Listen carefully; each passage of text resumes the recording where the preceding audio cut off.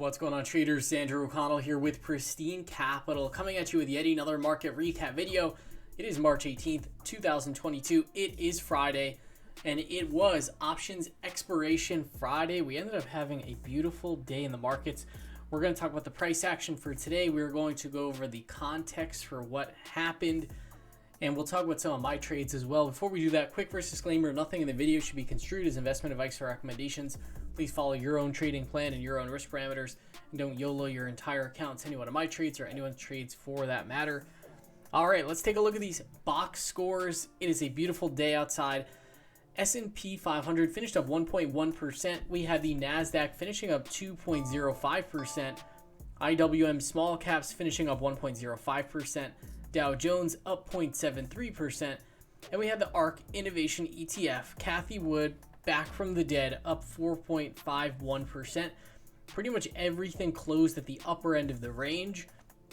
We had a big volatility crush across the board, and the breadth was solid. We had 65% advancers in the small caps.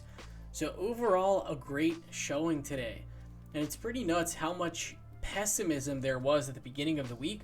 I must say, as somebody that was leaning bullish, like I was, getting pretty down the dumps as well. It was kind of like, oh man, this dark index, I've been citing it for everyone for so long. I've been doing the data analysis on it. It's not coming through for whatever reason, but we did end up getting the follow through. Finviz heat map, take a look at this. We had Tesla up 3.88% for all my Tesla bulls out there. Facebook was up 4.16%. Nvidia was up 6.81%. And then you can see the utilities were our weakest group. Utilities is typically an area of the market that people hide out in when they don't want to put risk on the table. So that is good that it was actually the weakest sector of the group. The market actually gapped down a little bit this morning. When I checked the futures, they were down like 0.68% in the pre-market. And it just goes to show, I know a lot of people, they'll look at the market at 8 a.m. before it's even opened. And they're like, oh my gosh, you make so many assumptions about it. A lot of times, you just got to wait and see what the river brings. So yeah, overall, a very nice day of price action. Sectors, we have our solar energy stocks still leading the pack, up 1.14%. Wow, look at this. Mobile payment stocks are now in our top 3. It's really interesting. I rarely ever see that ETF in the top slot. I'm going to have to do more digging on that, see what's driving that. I'll talk about that in our weekend market analysis video and or our weekend watch list video. If you're not a member of the Pristine Capital trading community, go ahead, feel free to go to pristinecapital.net and sign up. All right, let's take a look here. What else bounced? We had the MSOS Cannabis ETF up 4.7%. KWEB. So here is the big one here. KWEB was up another 8.46%. And I know what you're thinking right now. You're probably thinking, why was the market up today? Because that's always the big question a lot of retail people have. It's always well, why is the market going up? And it's so funny because everyone starts off that way where it's well, why? And it's so funny because as you progress as an investor and as a trader, it's so funny because when people say what was the reason? It always seems it's almost like a childish thing to ask. It's just funny, and everyone kind of goes through that progression. One thing I've talked about over the past couple weeks is there's been such a big information asymmetry between us retail traders and investors and really these big dogs, the institutions that are driving the price action. So there's been this conflict in Russia and Ukraine, and there's been some potential spillovers into US-China relations as well. We have the Fed that is tightening monetary policy. And so there's bigwigs that they have geopolitical analysts with boots on the ground. As soon as something changes, they're getting the first word and they're making their moves accordingly. So that's why it is tough to trade on the news. But what I'm thinking here is, of course, let me just go to the S&P 500 chart before we talk about this. So this week has been, or not this week, this year so far has been very rough. Look at this. It's just so much volatility, so much back and forth. And what I am thinking is that everyone has been talking about Russia and Ukraine. Well, to be honest, other than surging commodity prices, really what does that have to do with the United States? Our US markets, not really all that much. What I am thinking though is that there has been a real risk and a real fear by big market participants that if China starts helping the Russians, that could lead to a big decoupling between the US and China. And that is what would have huge ripple effects throughout the economy, company earnings, and therefore stock prices. So if you'll notice, take a look here. I believe the day that we had the invasion, it was actually like the day a bounce started. So on February 24th, this was when the invasion was announced, I believe. And likely this was all being priced in like the week prior. But take a look at the KWEB ETF, for instance. So this KWEB ETF, if we go to March 24th, or not March 24th, February 24th, excuse me. So this was right here. And again, maybe for a couple days it's already been priced in. But look at what happened ever since the Russians invaded Ukraine. Look at what KWEB did. It went from about $33, 34 bucks, all the way down to $20.41. My humble opinion, I think there was a big risk, like, oh my gosh, it's gonna be decoupling, what's gonna happen? Like, everyone from financial institutions to companies to pension funds, like, all like gaming out this scenario. And at this moment in time, it looks like that's not gonna happen. There was a phone call between Biden and Xi Jinping, and we got some positive noises around that phone call. So you can see these Chinese names are really ripping higher. And just the overall markets, they're ripping higher than I think most market bears would have ever thought possible. So where are we right now? Let's wrap this up quickly. We had the S&P 500 trading right up to this monthly point of control at 44.74. We also moved right up to the 200-day moving average. So now we're above all these short-term moving averages in just a few short days. Look how sharp this move is higher. One thing that I want to point out is, this is just typical market psychology. Pretty much everywhere you went, like everyone down here thought, like, I kept seeing analyst after analyst, strategist after strategist. Well, we don't really have the makings of a bottom here. We didn't have our capitulation, whatever. Meanwhile, we were seeing like on every sentiment indicator, like just a complete washout, every positioning indicator, a complete washout, etc. And now we got this move higher. So now today what you're going to see is everyone very optimistic about like the prospects for the markets. Oh my gosh, the Fed tightening doesn't even matter. But what I'm seeing here in terms of the opportunity set is, take a look. SPY is basically tagging the upper Bollinger Band. So for the most part, buying at the lower Bollinger Band when we're in sort of like this wonky bearish trend has been a good move. Like if we bought here, here, here, etc. But now that we are definitely overbought, I wanted to make sure today that I was not going ahead and like adding to positions and, or anything like that. So yeah, my trend model is still at a +3. We had a nice dark index print yesterday. So these dark pool buyers, they were able to sniff this out from a mile away. But that being said, I just wanted to be cautious. I actually entered into some shorts into the close here. And look at this. This just shows you how overbought the market got, and likely due to some positive catalysts under the hood, maybe that China catalyst I mentioned. Take a look here.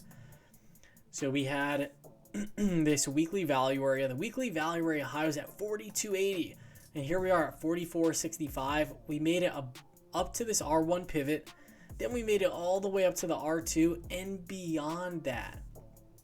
So what is really going to blow everyone's minds next week, if this happens, is the S&P 500 could realistically pull back like all the way to like 44.30. It could pull back to this 20-hour moving average here at 43.97. And that would just be like, just erasing some of the overbought conditions, no worries.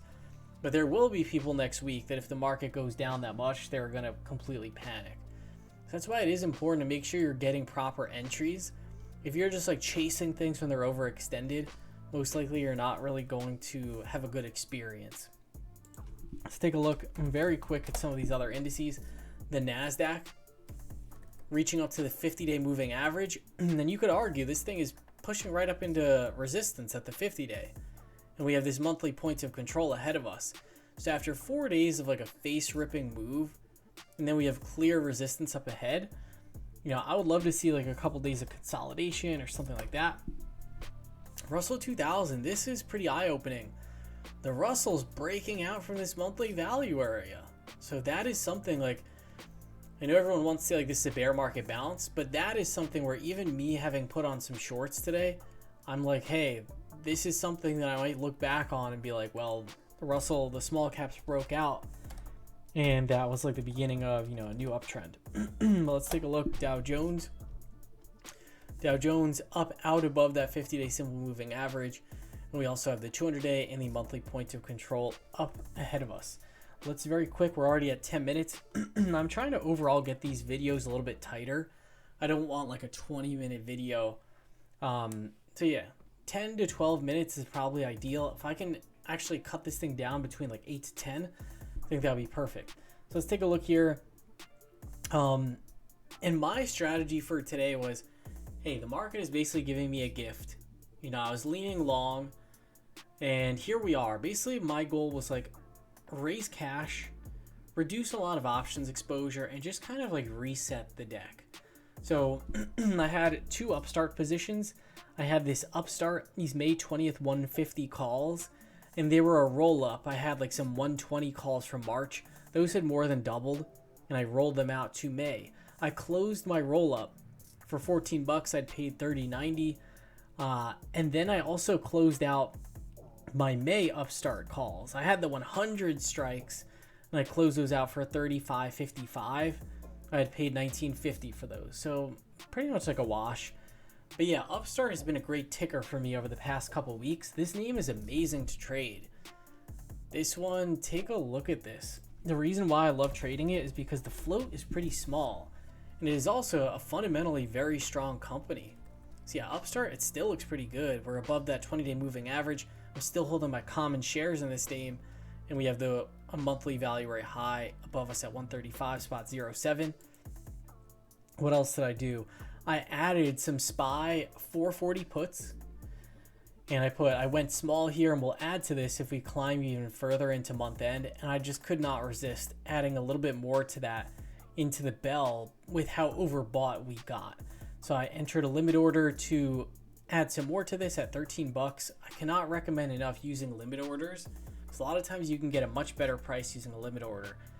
And I was able to, that limit order hit while I was away from the desk for 13 bucks. See, I added to that for 13 bucks. So I have an average cost of 14.20. Common stocks, I wanted to do some cleanup here. SoFi, this was a name that I put on that just didn't really work. SoFi closed out for 9.36. I had paid 12.06. And this one I'm still holding in my long-term investment account, but for my trading account, it's not really giving me any reason to stick in it.